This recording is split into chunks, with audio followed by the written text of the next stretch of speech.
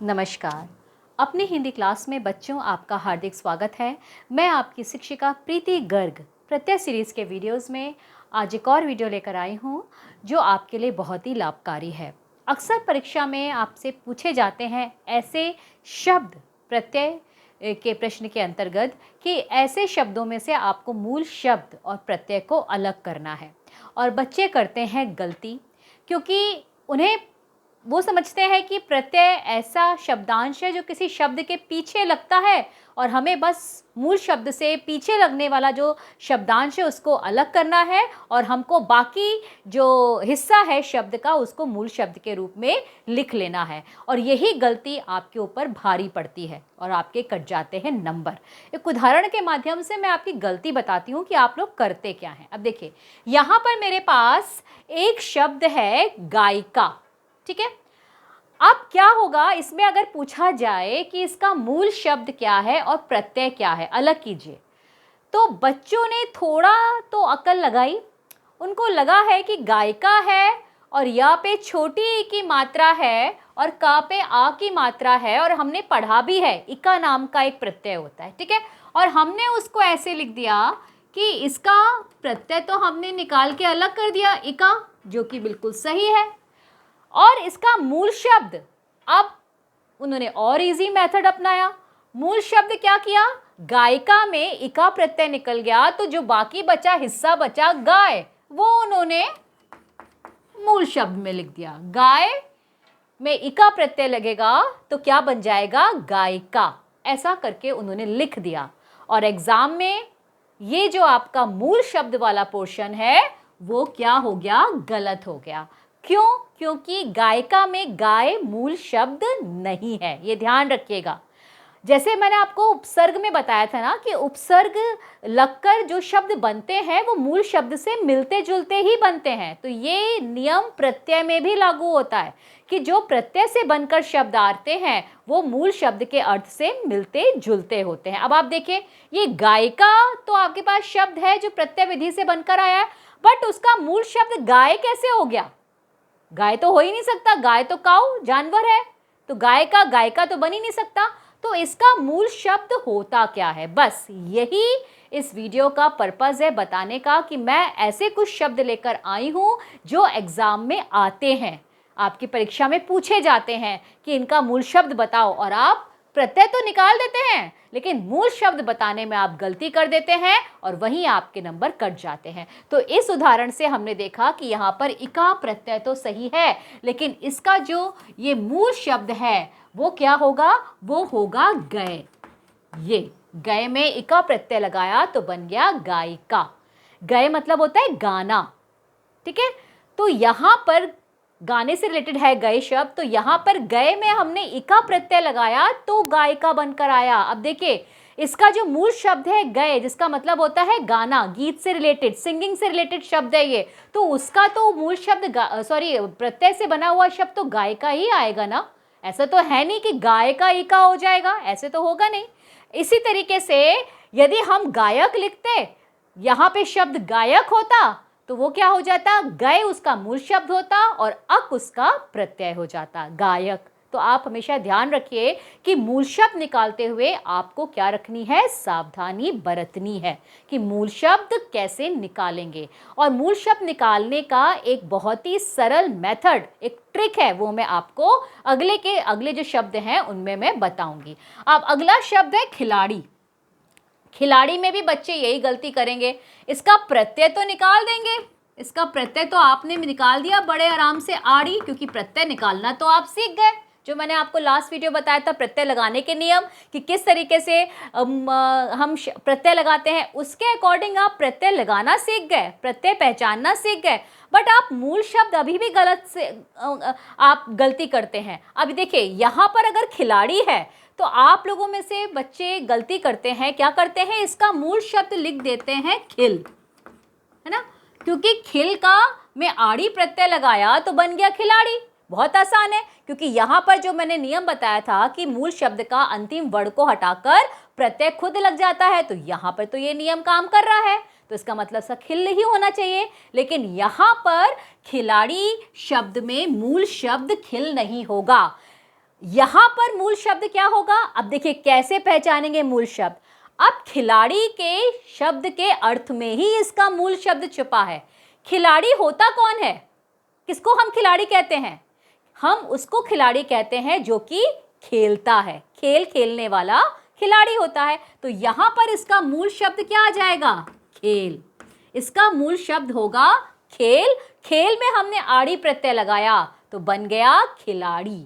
यही ट्रिक है कि आपको जो शब्द हैं आपके पास, उन शब्द के अर्थ को आपको निकालना है कि ये शब्द का अर्थ क्या है, और उसी अर्थ में छुपा है मूल शब्द। क्योंकि क्या है कि प्रत्यय से बनकर वही शब्द आते हैं जो कि मूल शब्द के अर्थ से मिलते जुलते हैं। अब यहाँ पे खिल का आड़ी, तो खिल का तो खिलता, ब्लूमिंग अलग ही हो गया, वो तो फूल खिलता है, वो तो अलग ही भाव हो गया। लेकिन यहाँ पर खिलाड़ी शब्द का मूल शब्द खेल होगा, क्योंकि खिलाड़ी कौन होते हैं? जो कि खेलते हैं। ऐसे ध्यान रखिएगा। अब अगला आपके लिए और इजी होगा। यहां पर आपका शब्द है पुजारी। पुजारी शब्द है। पुजारी में आपने प्रत्यय और मूल शब्द क्या निकालेंगे? पुजारी कौन होता है? पुजारी वो होता है जो कि पूजा करता है। ठीक है, तो यहां पर इसका मूल शब्द क्या हो जाएगा? पूजा। पूजा करने वाले को ही हम पुजारी बोलते हैं। और इसका जो आपका प्रत्यय है वो हो जाएगा आरी। ठीक है, पुजारी। समझ में आ गया? तो इस तरीके से हमने पुजारी शब्द से क्या मूल शब्द निकाला? पूजा। और इसका जो प्रत्यय है वो है आरी, यानी कि इस शब्द के अर्थ में ही इसका मूल शब्द छिपा हुआ है। आगे है शैक्षिक। शैक्षिक भी ऐसे हम निकालेंगे। शैक्षिक, शैक्षिक बनता किससे है? शैक्षिक का मतलब क्या होता है? शैक्षिक शब्द का अर्थ होता है जो कि शिक्षा से संबंधित हो। अब शिक्षा शब्द में ही कोई ना कोई प्रत्यय जुड़ा होगा जिसकी वजह से वो शैक्षिक बना होगा। तो यहां पर आपने प्रत्यय तो पहचान लिया कि प्रत्यय तो आपका एक है, तो और मूल शब्द क्या है? शैक्षिक शब्द शिक्षा से बना है, तो मूल शब्द हुआ इसका शिक्षा। ठीक है, बच्चे गलती यही करते हैं कि मूल शब्द नहीं पहचान पाते। अब यहां पर क्या करेंगे? कोई कोई बच्चे लोगों की ये गलती करते हैं कि एक प्रत्यय तो निकाल दिया और इसका मूल शब्द अब एक निकाल दिया शैक्षिक से, तो शैक्ष बचा मूल शब्द और वो ही उन्होंने लिख दिया, तो वो गलत हो जाएगा। शैक्षिक का मूल शब्द शिक्षा होगा। आगे देखिए फुफेरा। ये जो जितने भी मैंने आपको यहाँ पर जितने भी शब्द पढ़ा रही हूँ ना, वो प्रत्यय की दृष्टि से भी बहुत उपयोगी हैं और एग्जाम में ऐसे शब्द आते हैं।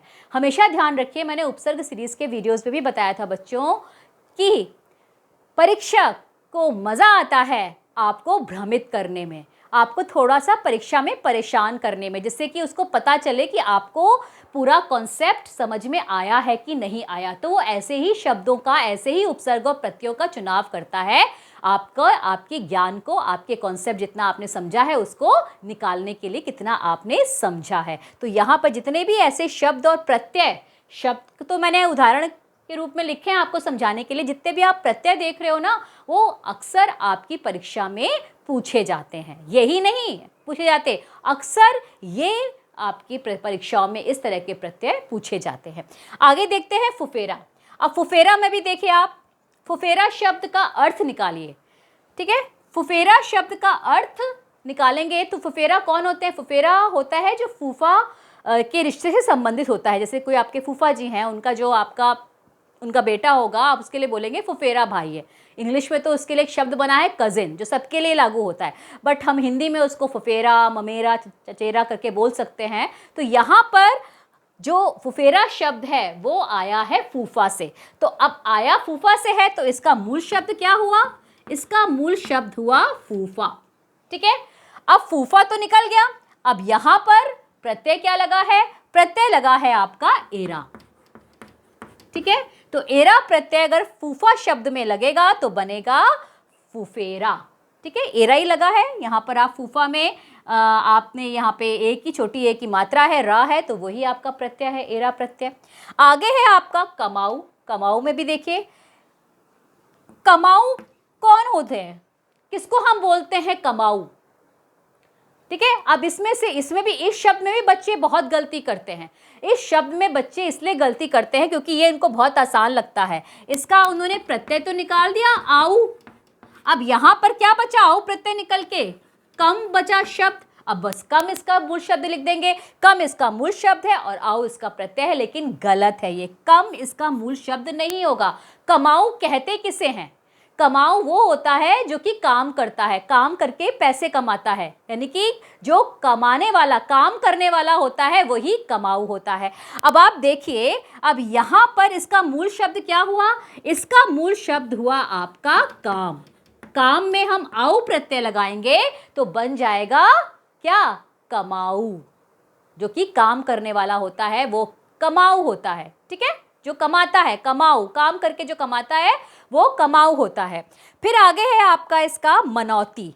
मनौती में आपका, मनौती क्या होती है? मनौती वो होती है जिसको कि हम मानते हैं, जैसे कि हम मन से कुछ चीज़ मान लेते हैं ना कि हमारा वो ख्वाहिश पूरी हो जाएगी, तो हम उसमें प्रसाद चढ़ाएंगे मंदिर में जाकर, तो यही है, यानी कि हम इसको, हमारे मन में जो हमारी इच्छा होती है, मनौती होती है, उसको हम मनौती बोलते हैं, हमारे मन की इच्छा, ठीक है? अब इसका जो मूल शब्द है, अब इसका प्रत्यय तो आपने निकाल दिया औती, और इसका जो मूल शब्द है वो होगा मान।